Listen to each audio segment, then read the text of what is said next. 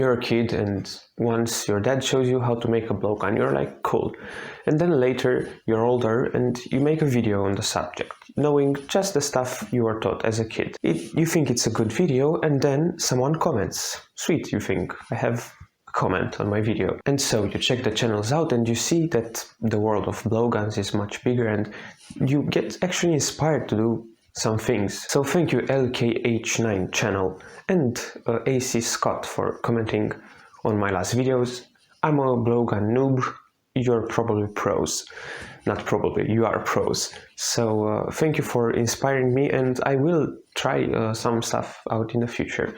Go check those channels, I will link them in the description and also on the screen.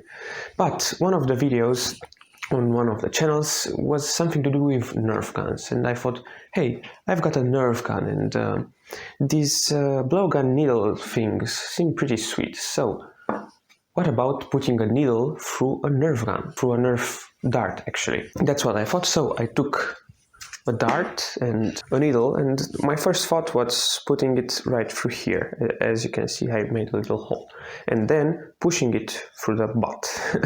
Well, that didn't work. The needle went at an angle like this out of the side. That doesn't work. So what I did after was take my knife and cut the dart open, just the tip out. And this is how you actually put a needle through a Nerf gun. So you have to cut the head out. It's a little tough getting the first bit of knife there because you don't want to cut the actual foam here. You want it as intact as much as you can. Why? Well, because you're either going to glue or tape this back.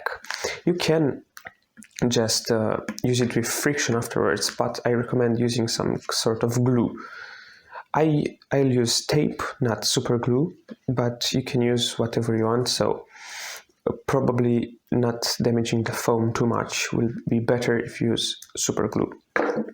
And this is pretty okay, I could have done better. Now, for the actual pushing.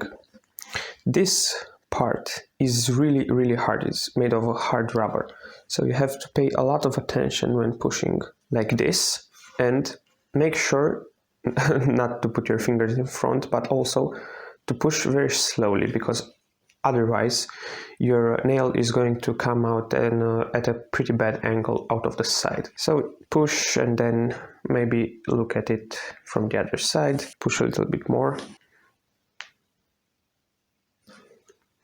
And now you have the tip. Well, it's pretty centered, not all the way through, but it's okay. I don't mind this. So now I put this back and take a little bit of tape. As I said, you can use super glue, of course. It's probably a little bit better, but I don't have that handy and it takes a lot of time to cure.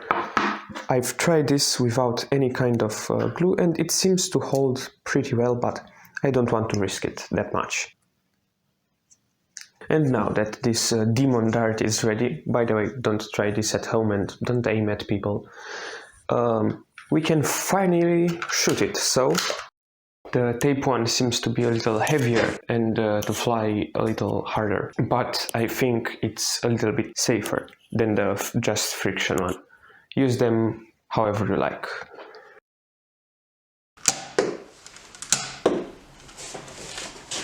Anyways, thank you for watching and check the channels out.